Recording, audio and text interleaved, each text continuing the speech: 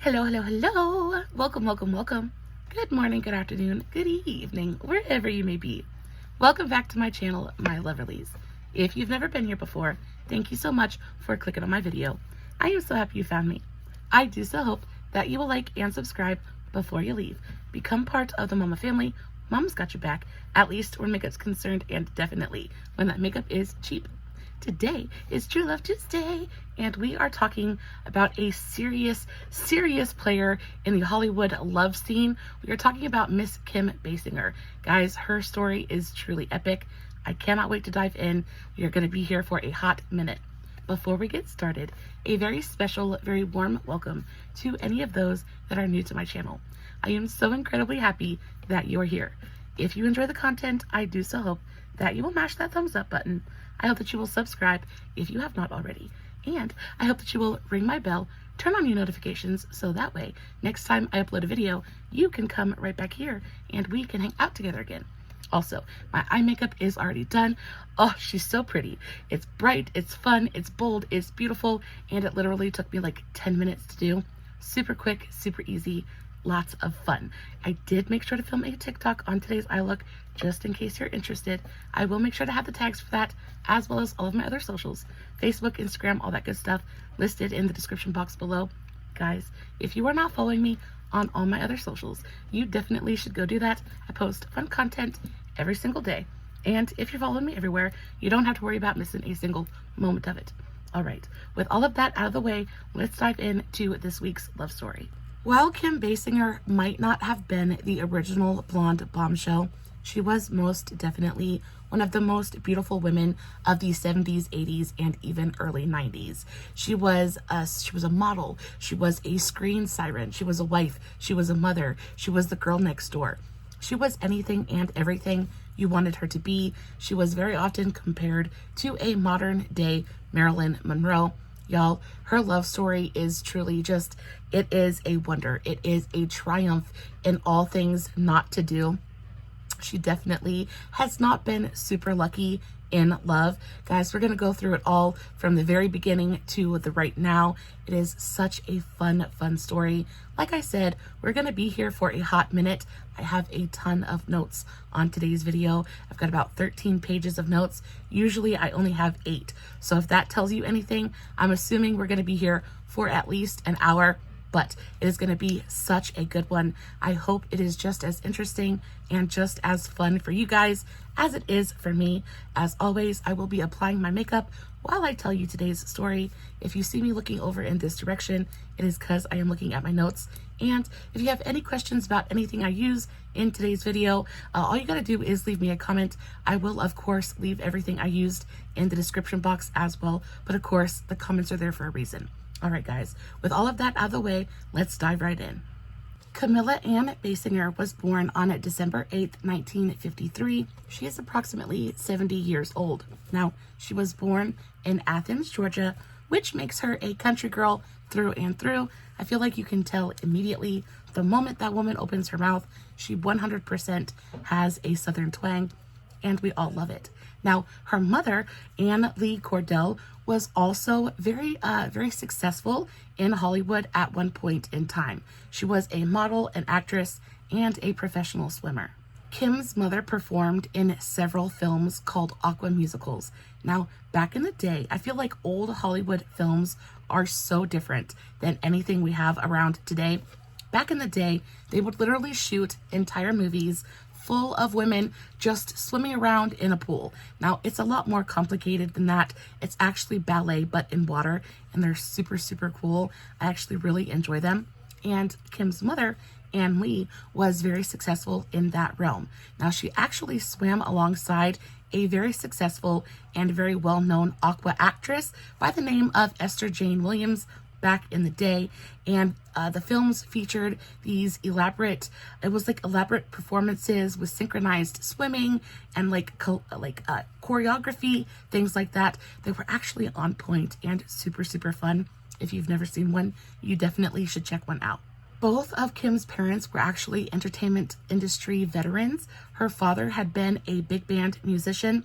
He unfortunately had to put that career aside when he was drafted. He entered the United States Army and was actually one of the first soldiers to land on Normandy Beach during D-Day. After returning from the Army, her father, Donald Wade Basinger, came back and started a new career as a loan manager. And for the most part, Kim had a fairly stable home life and early childhood. Kim actually grew up in a pretty big family. She is the middle child of 5 siblings, which is crazy. That makes 7 people in her family. That is a lot of mouths to feed. So her parents worked very hard and very, very long hours. Mostly her father. Her father was the one that brought home most of the bacon, but her mother helped out a little bit too. She has 2 older brothers, Skip, who was born in 1950, and then Mick, who was born in 51, and then 2 younger sisters, Barbara, who was born in 56, and Ashley, who was born in 59. Even from a very, very young age, Kim was always told how pretty she was.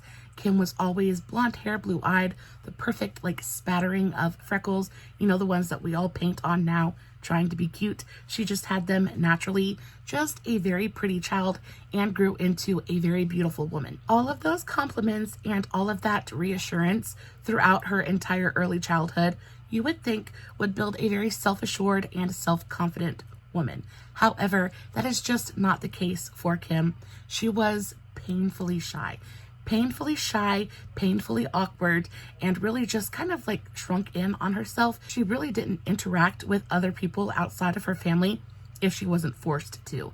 When it came to school, she wasn't really bullied, but she definitely wasn't one of the popular kids, especially early on. She was actually so shy that her parents ended up taking her to get tested to see if she had any kind of disability or mental issue, something like that, because it was so painful and so difficult for her to just speak to somebody. They really thought there was something wrong there. There wasn't. Kim just suffered from severe social anxiety. Like I said, it was very, very difficult for her to talk to anyone outside of her family. And this lasted throughout the most part of her early childhood, heading into her high school career. One time, Kim was actually asked to get up and give a speech in front of her class at school. This was when she was in middle school. She was asked to get up and, speak in front of the class, and she was so nervous and so terrified. She actually ended up fainting right there in front of the entire class, which of course did nothing to help her reputation, and she got picked on and bullied mercilessly after that. So after that, things just got worse and worse and worse. Her parents had already gone and tried to get her tested to see if there was anything legitimately wrong there. Luckily, there wasn't, but this led her parents to try to find some kind of outlet. They needed some way to bring Kim out of her shell, to break that barrier of her social awkwardness and that just terrifying shyness that she was suffering from. They ended up landing on ballet. And Kim, of course, I feel like this is a little bit of influence from Kim's mother because, like I said, she was in the Aqua musicals. She was a dancer, that kind of thing. Ballet, such a wonderful, wonderful sport, because it is a sport, takes a lot of time and a lot of effort to master that craft. Have so much respect for anyone who does that. I couldn't imagine standing on my big toe for hours a day. Absolutely no thank you. But they enroll Kim into ballet, and luckily this is exactly what she needed. This ends up helping her in such a big way, and Kim starts to kind of come into herself just a little bit more. She starts to grow into her body and understand herself just a little bit more, and that painful shyness starts to drop away. Kim ended up studying ballet from the time she was 3 years old up until her mid-teens. Now, the ballet classes, like I said, had worked like a charm, and as an added benefit of the ballet classes, Kim also grew in beauty and grace. It toned her body, it kept her fit, so not only was she born with this really beautiful face, but she was fit, and she was strong, and she was lean. She was everything that everybody always wants to be. She was like the American dream, right? So the prettier she gets, the more she's kind of coming into herself. Now, she still is very shy, and she's not this just va-va-voom, voluptuous blonde bombshell, but she's kind of coming into her own a little bit. She's realizing her feminine power just a touch, and things start to get better for her. Bit by bit by bit, and by the time she hits high school, she is she's a social butterfly. high school comes and Kim decides to try out for the cheerleading squad, and she makes it with flying colors. She has years of ballet classes under her belt at this point, so she is very good at moving her body. She's very good. She's very athletic as well. So she makes the cheerleading squad absolutely easy peasy. And from then on, things just get so much better for her. After joining the cheerleading squad, Kim's social life is like, it literally does a complete 180. She goes from being this very socially awkward, kind of like dorky, geeky, you know, little girl, right, to this very self-assured, you know, fake it till you make it, this very self-assured, confident, beautiful young woman. She begins to date. She starts getting attention from boys. She starts dating the high school quarterback. And, you know, life is absolute perfection. She's living the American dream, looking like an American doll, like she's everything all of us ever want to be. Now, little by little, she became increasingly comfortable performing in front of crowds because, again, she's a cheerleader. So she's performing in front of stadiums or auditoriums full of people, and she's becoming more and more comfortable with that aspect of things. And she actually finds out that she really, really likes it. She likes stepping up in front of a crowd and performing. She likes the attention it gets. Kim really likes attention. This is going to become a little bit of a problem later on, but this is where her need for attention really begins. So she's in front of the crowd. She's getting all these compliments. Everybody's loving on her. And this really is what leads her into wanting to become a star of some sort. Now, she really wants to be a singer and an actress, but of course, not everything always goes to plan. But this is really where her plan for Hollywood really begins. This is where she makes up her mind that Hollywood is the end goal, and she is going to get there by any means necessary. At 17 years old, she ends up entering the America's Junior Miss Scholarship pageant. She actually won at the city level of that. Unfortunately, she lost at the state level, but that was okay. She went on to compete at the state level for the Breck Scholarship and wound up featured on the Breck advertisement in a joint portrait with her mother. The pageants had opened a door for Kim, especially where modeling was concerned. Now, like I said, her end goal was always Hollywood, but you get there how you can get there. And for Kim, it was modeling. Now, the minute she was like the advertisement, it was put out there, people knew who she was and everybody wanted her. She was kind of like this slice of Americana. She was the epitome of a Southern, like blonde hair, blue eyed, that kind of thing. She looked like a baby doll. It was insane. She was so beautiful. And so beautiful in the perfect like way, especially for that time period. This is the 60s. She's got that perfect kind of like waif, very kind of like ethereal look to her. So she's perfect. Everybody wants to photograph her.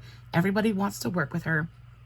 And she actually ends up getting, she gets approached by the Ford modeling agency. Now, this is kind of like she doesn't really know what she wants to do. She knows where she wants to go, but she's not sure how she's going to get there. So she gets approached by the Ford modeling agency, but she's like, I don't want to be a model. I want to be an actress. I want to be a singer. So she takes the modeling contract and she turns it down. Instead, she ends up enrolling at the University of Georgia with a clear intention of getting herself ready for Hollywood and the big screen, really.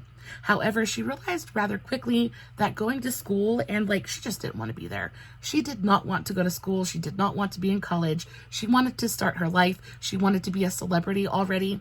And being in school, it really wasn't getting her any closer to her end goal. So she ends up dropping out of school and she ends up taking the Ford modeling agency up on their offer of a contract. Being beautiful had always come pretty naturally to Kim, and over time, she learned how to fake this overall sense of confidence, right? When she got in front of a camera, things kind of changed. When she got in front of the camera, she forgot who she was and she got to pretend to be exactly who she wanted to be. And I think this was a big thing for her. I think it was something that she craved. I think it was something that she, over time, became a little bit addicted to. The combination of her stunning natural beauty and this kind of quiet humbleness that she exuded, which in a large part was because of her shyness and her anxiety, it became kind of like this drug for Hollywood designers and photographers. Everybody was quite literally chomping at the bit to get a chance to work with her, and she was absolutely everywhere. Like I said earlier, Kim had this kind of natural ethereal beauty that translated into breathtaking pictures. The more pictures they took, the more pictures they wanted to take, and so on and so forth. Until before long, Kim was she was just a megastar. She became a supermodel pretty much overnight. She was an overnight fashion success story. Kim had packed her bags and moved to New York when she accepted the contract with the Ford modeling agency. And like I said before, guys, she's from Athens, Georgia. Now, if you don't know anything about Athens, Georgia, even to this day, it's still a pretty small town. Like, it's not a big city by any means. So you take the girl from this teeny tiny town in Georgia and absolutely thrust her into the glittering bright lights of New York City and that social scene. Not only just New York City, but the fashion, like that fashion side of it. Everything is posh and elegant and couture, and she's like dumbfounded. She is swimming in a sea of beautiful faces and newness, and she is very, very overwhelmed.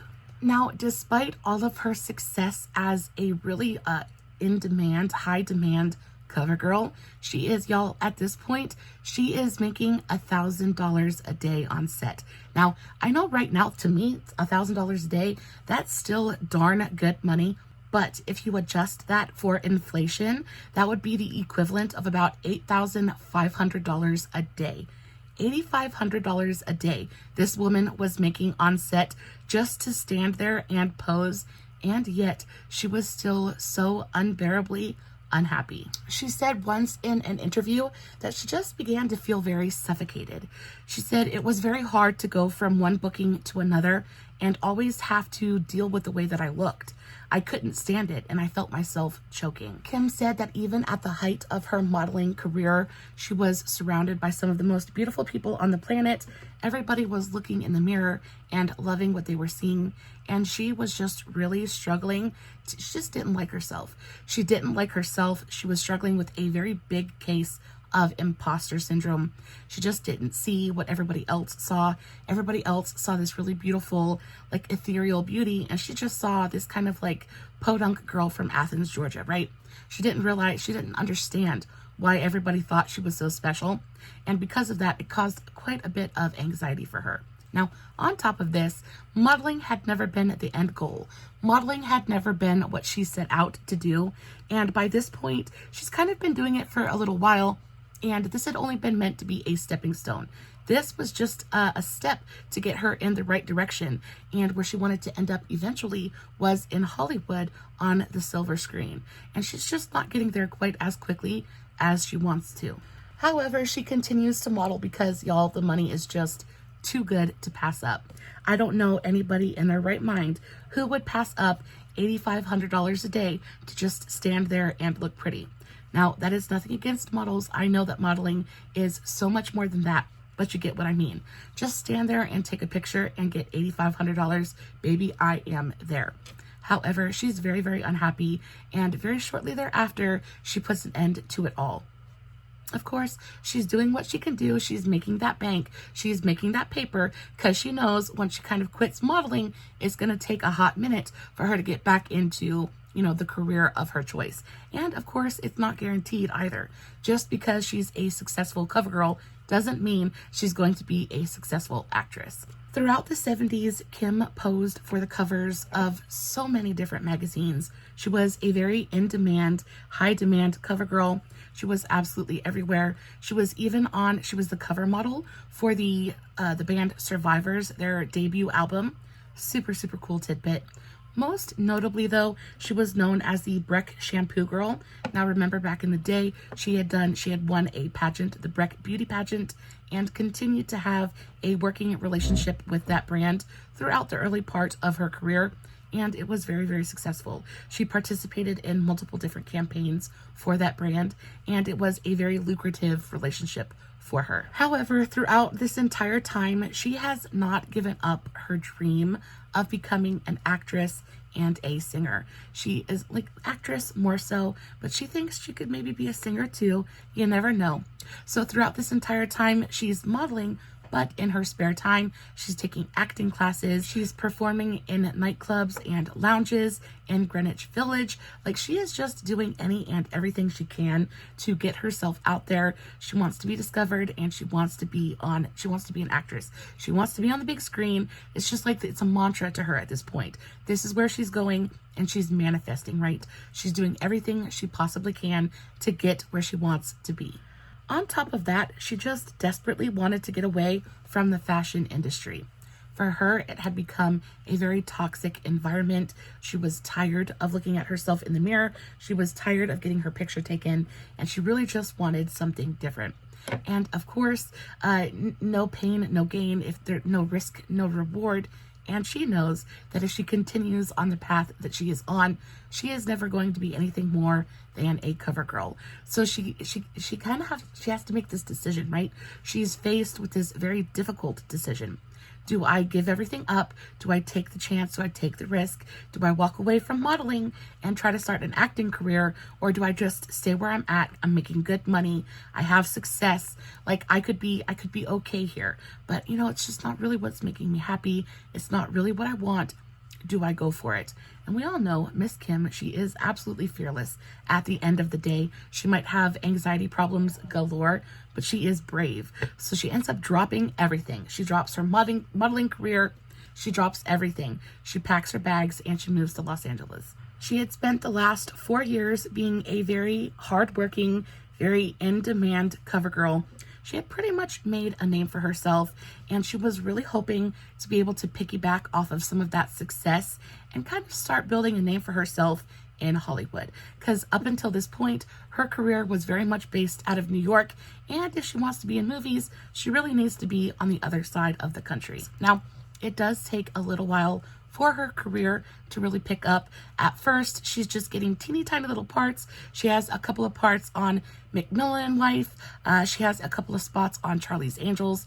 Now, this is where Kim, I feel like she thinks this is her mindset, right? Either go big or go home. She's gonna have exactly what she wants, or she's not gonna have anything at all. So after she does a couple of spots on Charlie's Angels, the producers actually fell madly in love with her. They loved her look, they loved her twang, they loved everything about her, and they actually ended up offering her a regular role on the series. Now, of course, she wasn't going to be the star of the series, but she could have been one of them. Of course, you have Farrah Fawcett. Everybody knows Farrah Fawcett from Charlie's Angels, but it could have been Kim Basinger as well. However, she's not having it. It's not what she wants. She wants to be on the big screen, and she also doesn't want to be pigeonholed into being a TV actress. So she turns down the part and continues to take small parts until she's finally offered something she can really sink her teeth in. Now, Kim's first starring role came in the form of a made-for-television movie called Katie, A Portrait of a Centerfold, in 1978, in which she portrayed a small-town girl who moves to Los Angeles to become an actress, but instead becomes the centerfold for a gentleman's magazine. Now, I don't know if fate was maybe playing a little bit of a game with Miss Kim, giving her a teeny tiny taste of what was to come for her career. But I want to say just about 2 years after she does that made-for-TV film, she ends up shooting her own spread for Playboy magazine. Now, she does this in 1981. However, she does not let the magazine release the photos. That's going to take another 2 years. So 2 years go by. Her career still really hasn't progressed, not the way that she wants it to. She's still getting very small roles here and there. However, she ends up getting an interview, not an interview, but she ends up getting an audition for the film Never Say Never. It is a Bond film in which she would be starring opposite Mr. Sean Connery. Now, we all know how I feel about Sean Connery.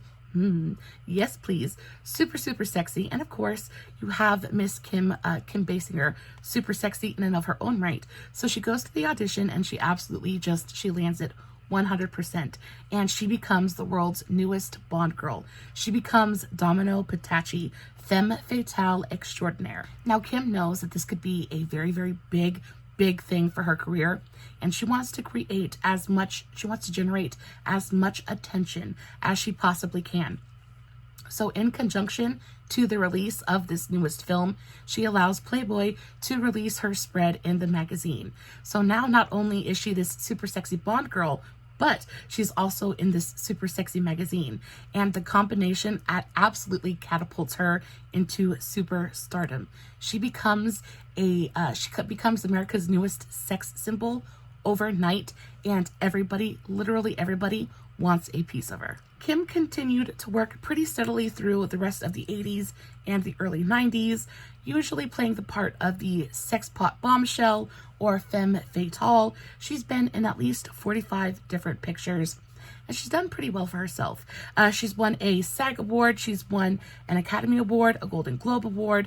In 2011, Los Angeles Times magazine actually ranked her third in the list of 50 most beautiful women in film. Now, she went on to be in about 45 different films. She's had a pretty good career. I wouldn't say she's like the biggest actress of them all, but everybody knows who Kim Basinger is, so there's that. She has amassed a net worth of around $60 million, which is definitely not something to shake your head about, especially for a small town girl from nowhere, Georgia. Now, with all of that out of the way, I was able to find about 13 different romantic partners she's had throughout her Hollywood career. Y'all, when I tell you this woman's love life is absolutely mind-blowing to me, she has quite genuinely been there and done that. Now, I also want to say that I do think that we need to keep her issues in mind as we talk about her love life. I do feel like Kim is a deeply insecure woman. She has her own issues. She definitely has her own issues, and her love life very much reflects that, at least to me.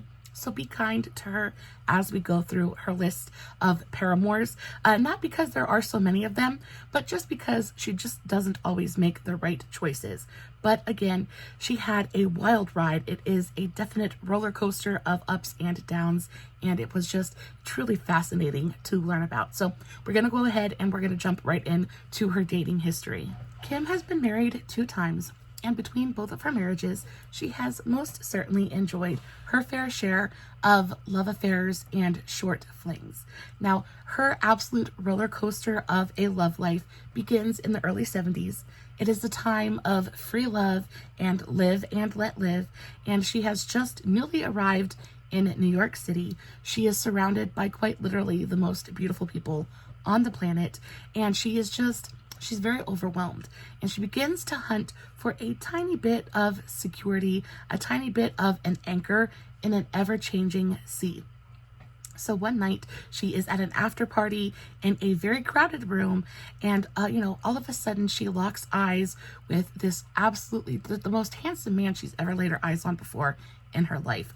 Frosty blue eyes, super gorgeous blonde hair, bone structure for days. It is absolute love at first sight. So she ends up locking eyes with superstar Playboy quarterback for the New York Jets, Mr. Joe Namath. Joe was an absolute rock star of an athlete. He was super well known on the party scene in New York. He was a very well known womanizer, very much a playboy, a party boy, but he was definitely somebody who could kind of coach her through her new surroundings, kind of be a little bit of a tour guide for her. Now, on top of him being very well versed in the New York party scene, it was also very comforting. Now, Joe, he comes from a very small town in Pennsylvania, I believe. So he was almost comfortable, almost familiar to her. He had that small town vibe that she was really hunting for. It was something familiar in a sea of newness, so she kind of clung to it. They ended up dating for around 6 months, and during that time, they did have a great time together. I don't think that they parted ways on a sour note at all, but I do think that Kim was looking for something maybe just a little bit more serious than Joe was. And again, Joe, notorious womanizer, but also very much a playboy, a party boy, and definitely enjoyed his alcohol. And for Kim, this just wasn't where it was at. She wasn't really feeling it. The amount that he liked to drink made her a little bit uncomfortable. Joe would end up going on to have his own struggles and battles with addiction, things like that. But once Kim got a little bit of a glimpse into that, she was like, you're great, but you're not the one for me. So they end up parting ways. Now, of course, this wasn't Kim's very first boyfriend. She had, of course, dated people back home in Georgia. The last guy that she had dated back home was a man named Richard D. Rose, and he owned a hardware store. Very nice guy, very ordinary guy, very much would have been able to offer her a good life, stability, security, things like that. But once she gets the contract with the Ford modeling agency and they say, come on to New York, she's like, you're great, but you're not great enough to stick around for. She basically says deuces. Now, after Joe, her relationships just get weirder and weirder and weirder. After her short relationship with Joe, Kim found herself a little bit more comfortable with her surroundings. She was able to navigate the New York City nightlife scene just a little bit better. And this is when she kind of like opens up a little bit more. She gets a little bit more comfortable and she starts to explore and experiment. Now, like I said, she is absolutely surrounded by some of the most beautiful people on the planet, and you can't help it but maybe just be a little bit attracted to some of the people that you work with, especially when you're one of like the top paid models of the time. So Kim, of course, ends up getting into a very short fling with one of her fellow models, a man named Tim Saunders. Now, unfortunately, I could not find a picture of this man. I don't know what he looks like. I can only assume that he was very attractive. I'm also going to assume that he is blonde hair and blue-eyed because that seems to be what Kim's type at that point in time was. And I'm going to also assume that he was a very beautiful man, especially if he was a model and they met while they were working together, right? So I'm assuming that they paired well together. Anyway, she ends up in this fling with Tim. It doesn't last very long. I think it's mostly a physical thing. And then after they enjoy each other for a few months, they kind of part ways and do their own thing. Now, up until this point, Kim really hasn't had a serious relationship. I would say that her most serious relationship probably would have been with Richard DeRose back in her hometown. But after that, she's really just focused on learning her new environment, kind of navigating that. And also, she's very young, she's in demand, she's beautiful, and she's really just focused on having fun and enjoying her life.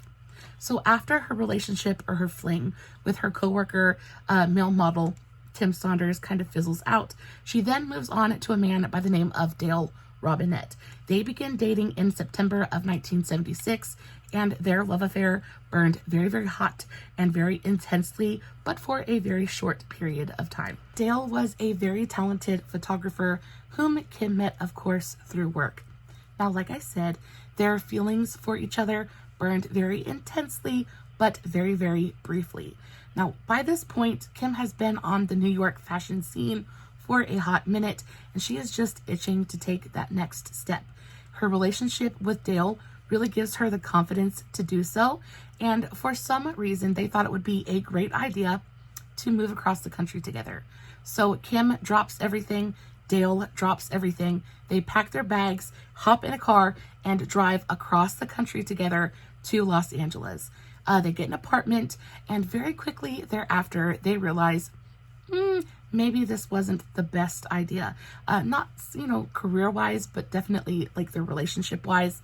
They just were not ready to take that big of a step together. I don't think either one of them were really ready for the commitment it would take to have that kind of a relationship. I just don't think they were there yet. So they end up kind of parting ways. Now, of course, they did stay very friendly with each other. It was a very amicable split. They both just kind of realized that they weren't there yet. However, Kim really did have Dale to thank for her taking that next step, because without him, she probably wouldn't have done it. Though Kim's relationship with Dale wasn't necessarily 100% successful, it wasn't unsuccessful 100% either. She had definitely learned things from that relationship, and because of that, she was able to take those lessons and apply them to her next relationship. Her next relationship turned out to last quite a bit longer. A few years later, Kim met Jan Michael Vincent, and they began courting shortly thereafter. Jan Michael was best known for his role as Stringfellow Hawk on Airwolf, and he and Kim were a real-life Barbie and Ken situation. When I tell you this man was truly beautiful, and together they genuinely looked like Barbie and Kim, If I can find the picture, y'all, they were so incredibly beautiful together. Blonde hair, blue eyes, like just, I mean, incredible, just incredible bone structure. I can just imagine if they had had a baby together, that baby could have ruled the world. That's how beautiful of a couple they were. He was gorgeous, and of course, so was Kim, and if nothing else, pure physical attraction kept them together for over a year. They stayed together from 1979 to 1980. Eventually, the problems in their relationship and Michael's addictions, again, I feel like Kim's picker is just a little bit off. She definitely enjoys a little bit of a bad boy, and that definitely comes back to bite her in the butt more often than not. Jan Michael really struggled with substance abuse issues, and because of that, their relationship ended up crumbling. Kim had to walk away from that situation before his problems became hers. She definitely did not want to become an addict, things like that, right along with him. Now, unfortunately for Jan Michael, his career never really took off. He had so much freaking potential, and because the addictions and the substances were so much of a priority, his career really took a bit of a backseat, and he got a little bit of a reputation on the Hollywood scene as unreliable, that sort of thing, a little bit of a junkie, and his career just never really took off. He never realized his full potential and pretty much disappeared from Hollywood towards the end of the 80s. For Kim, this was yet another learning experience, and she walked away from her romance with Jan Michael knowing exactly what she wanted and began to look for it. By this point, Kim was ready for a real commitment. She was done with the flings, she was done with the romances, things like that. She was 100% looking for a partner. Kim was looking for a real commitment. Now, her relationship with Jan Michael ended in January of 1980, and nobody could have guessed that that same month she would meet her future first husband. Kim was around 27 years old at this point, and she was very ready to settle down, get married, possibly have a couple of children. She was really looking for a supportive and present partner to help kickstart her career. She really wanted to put her career into overdrive, and she knew that she needed somebody by her side to help make her dreams come true. Enter makeup artist to the stars, Mr. Ron Snyder. He was an industry veteran at this point in time. He had an established career. He was also quite a bit older than Kim at this point. I believe he was 41 to her 27. So that's a 14-year age gap, which is fairly significant. They met on set of Kim's debut film. This is her first big starring role. It's the film Hard Country, and Ron was the on-set makeup artist. Up to this point, Kim had had a couple of smaller parts. Like I said, she had been on McMillan and Wife. She had done Charlie's Angels, Starsky and Hutch, things like that. But she hadn't really done anything super, super big. Not yet. Not at this point anyway.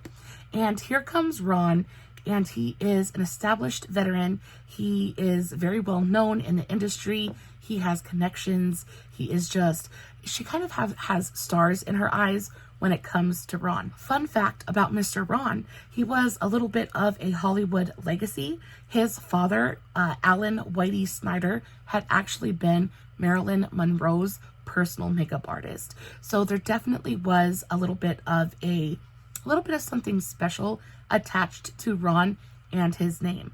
I feel like he kind of had superstar status when it came to Hollywood makeup, things like that. And if you want to compare his career to Kim's at this point, he was definitely the one with more pull. He was definitely had more money, things like that. He was definitely the bigger name. And Kim saw this as a step up. She saw this really as a way to advance both herself personally and career-wise. Kim heard opportunity knocking, and y'all, she answered that door real quick. A relationship with Ron would open all kinds of doors for her. He was an established veteran in the community. He had all kinds of connections and pull that came along with an established career, and she knew that it was definitely going to do nothing but help her. So pretty quickly after they met, she had Ron wrapped around her pretty little finger, and she absolutely knew it. Kim and Ron began dating just a few weeks after they met on set. They dated for around 10 months, and then pretty quickly thereafter, Ron got down on bended knee and asked Kim for her hand in marriage. She, of course, accepted. She said yes, and they got married not too long thereafter. Ron was completely and totally smitten with Kim, and like I said, she knew it. She got Ron to a point where all she had to do was say jump, and he would ask how high.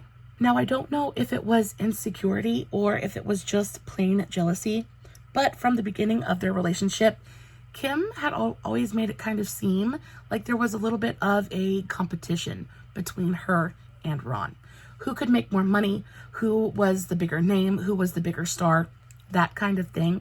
I think it really, really bothered her that in the beginning of their relationship, Ron was the bigger celebrity. I feel like Ron was, I'm not sure. I feel like her intentions in the beginning of this relationship were definitely not pure. I feel like she might have been attracted to Ron. She might have enjoyed him.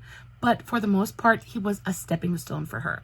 At this point in Kim's career, her career is really all that's important. It is the most important thing in her entire life, and all that she really cares about is advancing it. And I feel like in some way, Ron was merely a means to an end. They ended up getting married on October 12th, 1980, and the very next day, Kim came up to Ron and told him, listen, you need to change your last name. She had told Ron that he needed to change his last name to something that started with a B, just like hers. And I don't know if this was a power play. I don't know if this was just to test him what was going on here. But of course, Ron was completely and totally flabbergasted. He had been Ron Snyder for his entire life, and then all of a sudden, his last name wasn't good enough anymore. And of course, before the wedding, Kim hadn't said anything about it. She had never mentioned not liking his last name, anything of the sort. So it really did just come out of left field. And again, I do think it was very much a power play. But again, Ron is completely and totally smitten with Kim and very prepared to do anything to make her happy. So what does this man do? But he goes and he immediately gets his name changed. He ends up changing his last name to Britton, and I guess this appeases Kim for at least a little bit. And for the next couple of years, their marriage is kind of married bliss, right? The name change apparently makes Kim very, very happy. She likes the last name that he chose, and for the next couple of years, they spend their lives together in pretty much married bliss. That is just as long as Ron is doing exactly what Kim wants him to.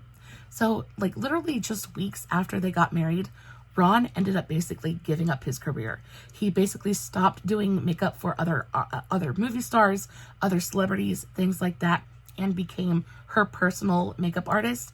On top of that, he spent all of his time accompanying her on movie sets, things like that. He basically became her emotional support human. Ron basically gave up his career in order to be with Kim 24/7. Now, he went on film sets with her, things like that.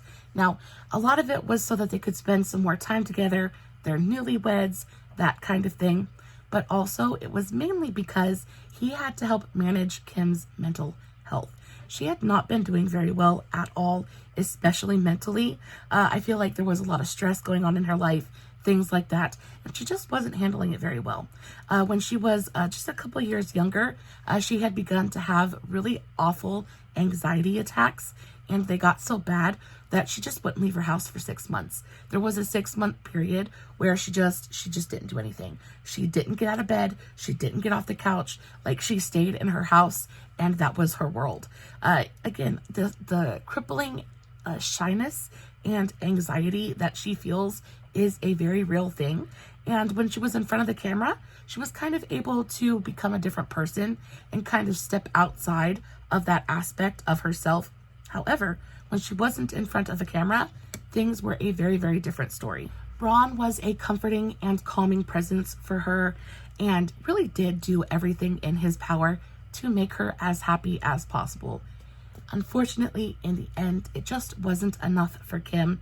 I don't know what she was thinking. I don't know what would ever have been enough for Kim.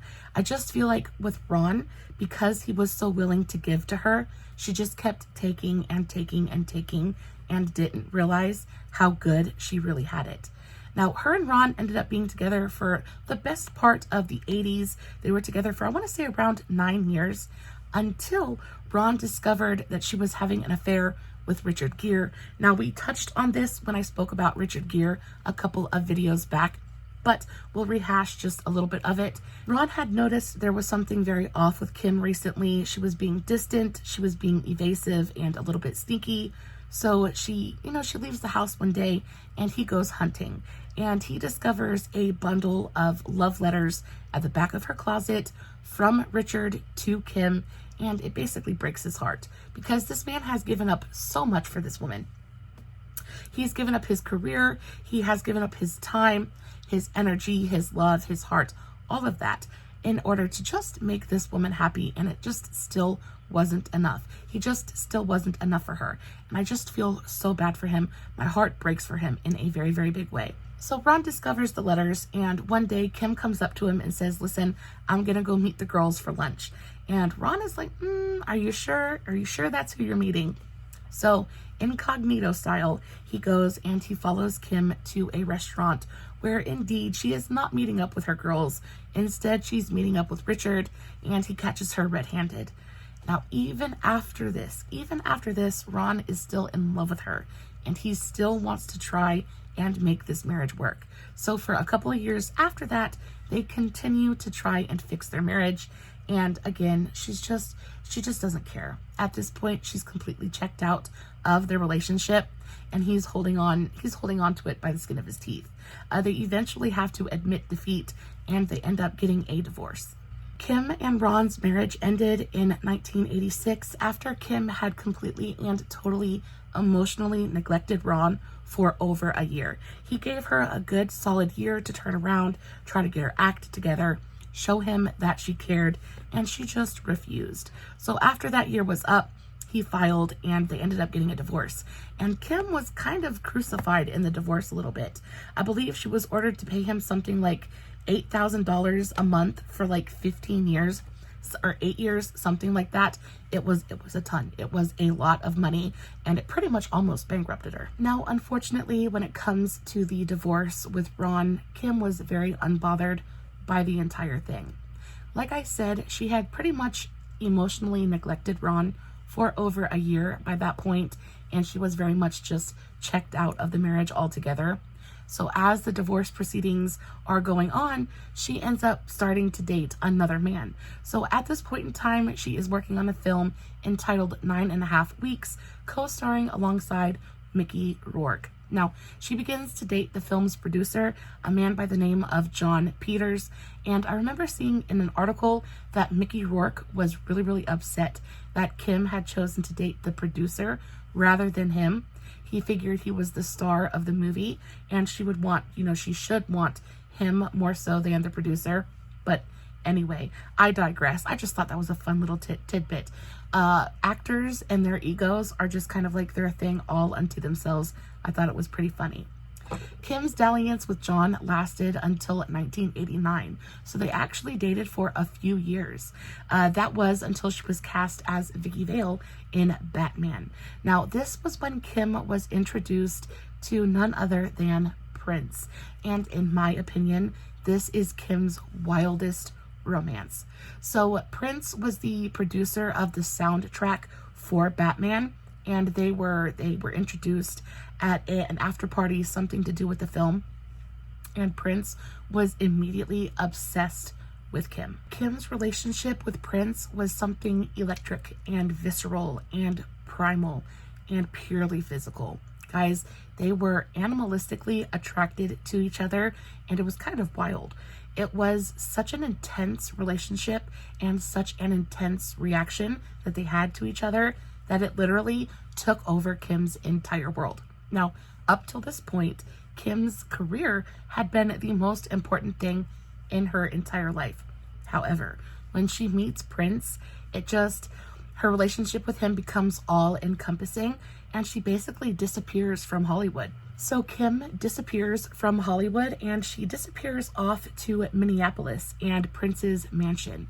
So she holes up inside his mansion with Prince and basically doesn't leave for months. She stays there. She cuts contact with her family, with her managers. Like, she has no contact with the outside world at all whatsoever. And like I said, for Kim, her career was the most important thing. And for her to disappear from Hollywood, especially at a time when her career had so much momentum, because Batman did so well in theaters, and again, she played that kind of like blonde bombshell kind of thing. She had a little bit of momentum going on in her career at that point, and she could have monopolized on that. And instead, she chose to hole up in Minneapolis in Prince's bedroom. Now, I can't blame this woman at all for that decision, because I tell you what, if Prince would have ever walked up to me, whether he was in his prime or not, and said, "Come home with me," I'd have done so in a heartbeat. I mean, it's freaking Prince. You don't tell him no. However, because she caught contact with all of her family and like basically everybody outside of the mansion, people began to get just a little bit worried about what was actually going on behind closed doors. Kim's family actually got so worried about her that they staged a kind of like an intervention. So what they did was they showed up at Prince's mansion at a time where they knew that he would be out and gone, and they ended up breaking into the house and getting to Kim and being like, "You're done. This is done. You can't keep doing this. This is not healthy." And basically, Kim ended up leaving with her family that day, and her relationship with Prince was effectively over. Now, guys, Kim has never really said anything about the time that she spent with Prince, and the most that we've ever gotten from her is that she said that he was a very interesting little man. And guys, I just feel like there is a world of just like intention behind that phrase. Kim has herself said that she doesn't place many restrictions on herself. So when it comes to her time with Prince, she just let herself be wild and free and open. She very proudly let her freak flag fly and just went with the flow. And Prince had her absolutely turned inside out. And I believe it. During Kim's time inside Prince's mansion, they actually ended up recording an album together. I believe the album was entitled, what was it? Hollywood Love Affair, I believe. And on it were tracks entitled The Color of Sex and I'll Be Your Slave. Honey, I am telling you that it was purely physical. I cannot even begin to imagine what went on inside that house. I can only imagine she enjoyed every second of it. But again, her family, they really thought Prince had put her under some kind of spell and had her plain brainwashed. They were genuinely worried about her. So they went and got her, and Kim never looked back. Now, I don't think that there was any animosity there. I do think that Prince was a little bit controlling, and I do think he might have been a teeny tiny bit obsessed with Kim, and Kim was just all for it. After Kim's kinky escapades with Mr. Prince, she continued to just enjoy herself. Now, at this point, she is a fully grown woman, very much in control of her sexuality, in control of her feminine power, and she's just going for it. She is enjoying herself. She just got out of a 9-year-long marriage, and she's just kind of like, she's just ready to experience things. And that's exactly what she does. After her relationship with Prince, she goes on to have a wild fling with Toy Boy fashion designer Alexio Gandara in early 1990. Now, this one I thought was super, just like absolutely like out of left field. It is so wild. I feel like the experience she had with Prince really opened her up in a very big way, especially physically. And after cutting contact with Prince, she was kind of still in a little bit of that mindset. So once she meets this fashion designer, he's very much younger than her. He is pretty much a nobody in, the fashion world. He's just starting out. Kim is very much the bigger name. The power dynamic is very much skewed in her favor. Now, Kim and Alexio would spend the next 5 nights together locked in a hotel room, neither one of them leaving. And Alexio did go on to talk about it. Kim hasn't really said much about it, but I don't think she really needs to. But Alexio went on to say that it was absolute, she was like sexual napalm, right? She absolutely rocked his world, but then she kind of used him, right? He felt very used. So during their time together, Kim had told Alexio that she was going to introduce him to all of her friends. She was going to like help him get started in the fashion industry. She was going to have all of her friends wear his designs, things like that. And then after their 5 days together, she kind of just is like, deuces. Like she basically says, thank you for your service. Don't contact me again. And basically that's exactly what she said. Don't contact me again. We're done. Forget you know me. And of course, you know, Alexio, who I am sure had done that to a million other women by that point, then got the tables turned on him and very much didn't know what to do with himself. After Kim's fling with Alexio, she begins to kind of back off a little bit from the playing around. She decides to buckle down just a little bit and really focus on her career once again. Now, at this point, her career has she's had her peak. She has peaked and she is now on the way down. I think a lot of that has to do with the fact that she just really didn't she got to a certain point and she just stopped trying. She stopped trying to further her career and she just started coasting. And that's basically what happens. You can only coast for so long before you come to a complete halt. And then she met Alec. Now, I know we all remember Kim and Alec. I know that I remember their relationship, and it was like even before my time. I remember them being on The Simpsons together, that kind of thing. It was a bunch of fun. And they were a very talked about celebrity couple. They were actually the most talked about celebrity couple of the 90s for more reasons than one. They reigned supreme as one of Hollywood's most scandalous couples. They were cast as love interests for the movie The Marrying Man, and y'all, they were doomed from the beginning. Their first rehearsal together had them flirting and making eyes at each other from across the room, and everybody pretty much knew what was going to happen before it ever even happened. 4 days into shooting the movie, and they were already going at it. They were already very much together. Now, fortunately for both of them, neither one of them was in a relationship previous to filming. So they were both single, free, and clear. So we don't have to worry about any cheating scandals here. However, they were very they didn't even try to hide it. There was no trying to be coy. There was no secrecy to their love affair at all whatsoever. They just went at it like bunnies on set and off. So much so that 4 days into filming, they treated cast and crew to a conversation that nobody in the world should have ever heard except the two of them.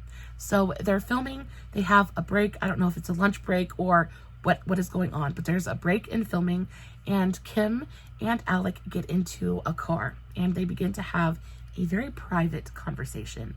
Now, during this private conversation, they're talking about all the things that they want to do together. It's a very intimate, very naughty, very dirty conversation. And they're so swept up in their feelings that they forget that they're at work, and both of them are mic'd. So they end up having this very personal, very private conversation with the entire cast and crew. Literally everybody on the lot that day heard exactly what Kim was going to do to Alec that night, and it was very, very embarrassing. It was embarrassing for everybody involved, and after that, things just continued to get worse and worse and worse. It seems like once Kim and Alec kind of hooked up, they brought out the very worst in each other, and it just was kind of like I said, just doomed from the beginning. So for Kim, the relationship really brought out her diva, right? So as they're filming The Marrying Man, there are rumors all over the place about how big of a diva Kim is. She doesn't respect anybody's time. She won't show up to set on time. And also the biggest and most enduring rumor from that entire time period is the fact that Kim wouldn't wash her hair with anything other than bottles of Evian water. Now, I gotta tell you, from one woman to another, I genuinely appreciate a bottle of Evian. It's genuinely my favorite bottled water besides Fiji of all time. I adore it. Would I ever spend the money to wash my hair with Evian water? I don't know about that, but she said that Evian was the only thing that could touch her long, silken blonde tresses, and people just couldn't get enough of it, right? Now, as big of a diva as Kim was on set, she wasn't the only one who was the source of some serious negative rumors. It also seems like Alec, who had beforehand been known as a pretty nice guy, he had been pretty easy to work with. People enjoyed working with him, things like that. After he started hooking up with Kim, his reputation changed very quickly and went from being the nice guy on set to being a very angry, very violent, very volatile kind of guy. There was one instance where He threw a director's chair out of his trailer and almost hit somebody in the head with it. There was also one instance where the phone in his trailer had stopped working. So he goes out on set stomping around the tarmac and comes up to somebody with a cell phone and ends up yanking the cell phone out of their hand, throwing it onto the ground, and then stomping on it. Like, that is just things, those are just things that you just don't do. I don't care if you're a celebrity. I don't care if you're the president of the United States. You just don't do that. It's common decency, right? But it seems like once they hooked up, they thought that they were untouchable. And because of all of the rumors surrounding the filming and on set, the film absolutely tanked. Nobody went and saw it. Nobody was interested. Everybody thought that both Kim and Alec were just kind of like, they were just divas. And I mean, it just wasn't worth going to see. Now, it doesn't help that critics also said the movie was just truly atrocious. It wasn't worth the time it took to go see it, and just wasn't great. Now, Kim and Alec did work together a little bit later on in their careers. I think a couple of years later, they ended up working on the movie The Getaway together, and that did a little bit better. But like I said, their relationship was just, it started off on a really bad foot, and it continued on a bad foot until it ended. Now, for the most part, they put up a pretty united front. They were very supportive of each other, especially in the beginning. They kind of supported each other's bad deeds, and they justified the bad deeds. So if Kim did something absolutely horrible, Alec would justify it. He would give reasons as to why it was okay for her to act that way, and vice versa. Alec and Kim continued to date throughout the filming of The Marrying Man and beyond. That was until Kim ended up getting sued for reneging on a verbal contract. She had agreed to star in a film called Boxing Helena. Now, a judge actually ordered Kim to pay for damages, and she lost the case. And she was ordered to pay damages, forcing her to file for bankruptcy. Now, at this point, Kim, she is not some big A-list actress at the moment. Like, she's not raking in the dough. So when she's ordered to pay these damages, it's going to force her to file for bankruptcy. It is absolutely going to break her. And at this point, Alec, he's kind of a big name. He's got money to burn, money to spare, and he offers to pay the settlement for her. Kim ended up declining his very generous offer, but she did accept his offer of marriage. They ended up getting married about 6 weeks later on August 19th, 1993. Their only child together, a daughter they named Ireland Baldwin, was born about 2 years later in 1995. Now, their marriage seemed to be pretty solid, at least from the outside looking in. It seemed like they were super in love. They were very supportive of each other, things like that. However, it did not take very long for that kind of facade to drop and for the American public or the world to get a little bit of a sneak peek into the living hell that was their actual marriage. Alec's insane anger issues, coupled with Kim's severe anxiety, really kind of mashed together to create pure misery. Pure misery is what they both said that their marriage was. And because their feelings for each other were so intense, when things were good, they were really, really good. But when things were bad, they were just awful. And the up and down, up and down, up and down had both of their careers absolutely just, they plummeted. They kind of fell off in Hollywood. Nobody wanted to deal with them. Nobody wanted to work with them.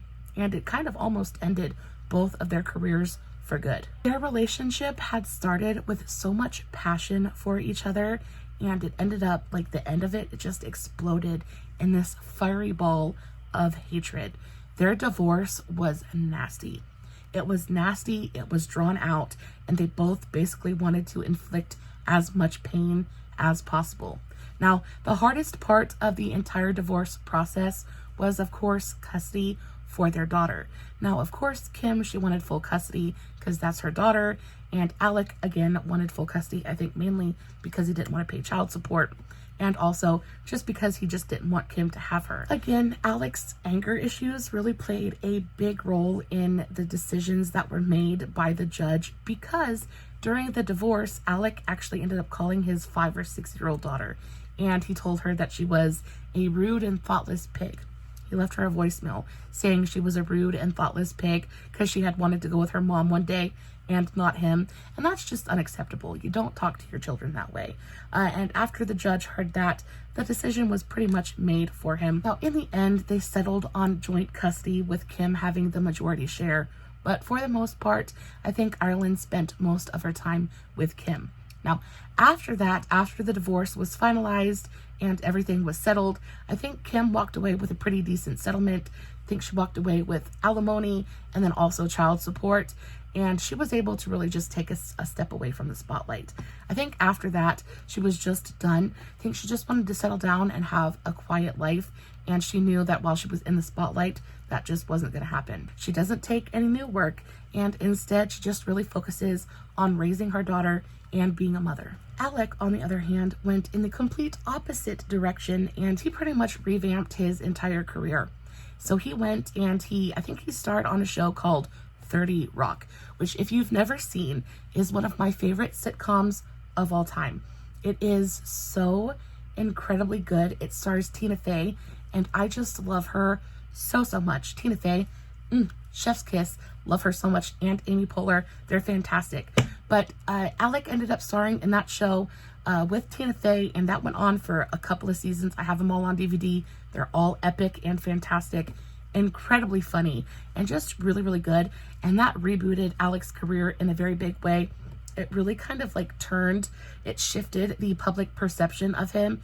And instead of everybody thinking of him as this big, angry, bad guy, he became kind of like the super funny, sarcastic, good-looking, chubby guy, you know? Just love it so much. However, his anger issues did not dissipate. They did not go away. And he ended up getting in trouble a couple more times for assault, things like that, letting his anger get away from him. But for the most part, he was very successful at revamping his career. Alec also went on to remarry. I believe that he married his ex-yoga instructor, I believe a woman by the name of Hilaria Baldwin. Now, their relationship in and of itself deserves its own video because, y'all, it is strange to say the least. They went on and they had 6 children together. It's insane. And Hilaria herself, I feel like she's an odd duck. She is a strange bird, 100%. If you guys want to hear about that one, please let me know in the comments because I am stoked to do a video on them. But y'all, it's a lot. Kim, on the other hand, hasn't really done much since her divorce from Alec. I know in like the early 2000s, she starred in 8 Mile alongside Eminem. She played his mom in that movie. I remember a lot of us hadn't seen anything from her for a while before that. So when she just popped up in that movie, it was kind of like, whoa, there you are. Of course, she was still beautiful. And then after that, most recently, I feel like she was in 50 Shades Darker, where she played Christian's ex or his kind of like mentor, teacher, that kind of thing. And of course, she was absolutely stunning in that role as well. But then again, since then, we really haven't heard a ton from her. Guys, she did find love again. And this time, I feel like she went into it with more of a pure heart and pure intentions. And I feel like what she was looking for wasn't quite as self-serving. Therefore, she was much more successful. Kim met celebrity hairstylist Mitchell Stone in 2014. Well, they didn't meet in 2014, but they began dating in 2014. Actually, Mitch was a celebrity hairstylist, and he had been responsible for doing actually Kim's ex-husband's hair, Alec. He had done his hair, a bunch of different celebrities, pretty well known in the industry, and they had actually been friends for, I want to say, at least like 10 years by the time they started dating. So again, Kim goes into this relationship with much more pure intentions, and because of that, has really reaped the rewards of that. Their relationship has been really successful. They do kind of wear wedding bands, but they're not married. I don't think they have any intention of ever getting married. Mitch is just a little bit younger than Kim, which kind of works out. And y'all, for the most part, she's just happy as a clam. They are 2 peas in a pod. They spend their life going out to eat and just enjoying a very quiet, pretty laid back, kind of retired existence. Kim's career is by far and away the most hectic one that I have researched for True Love Tuesday so far. Her biggest dream was always to become a high-profile Hollywood actress, and while in the end, I do feel like she was able to make her dreams come true, I feel like she let her heart and her libido really get in the way time after time after time. I do think that her career is definitely something to be very, very proud of. And in the end, she accomplished all she set out to do and more. I think that she is a wonderful mother. I think that now she has found somebody to take care of her mind, body, heart, and spirit in a way that she really, really needs. And I am so happy that she is happy. I do hope that as she has gotten older, she has realized that maybe attention isn't everything we crack it up to be, and that as long as you look in the mirror and love yourself, I really think that's all that matters. Guys, that is the end of today's video. I do hope that you enjoyed it just as much as I did. This is today's finished look. What do we think? Do we like it? Do we love it? Let me know in the comments below. As always, no filters, no fancy lighting. It is just me sitting in front of my camera telling you guys an epic love story. Hoping you guys are enjoying what I'm doing. If you did enjoy today's video, please don't forget to give it a big old thumbs up before you go. As always, I love you so, so very much. And until next time, stay safe, take care of yourselves, and remember, you're important. Bye.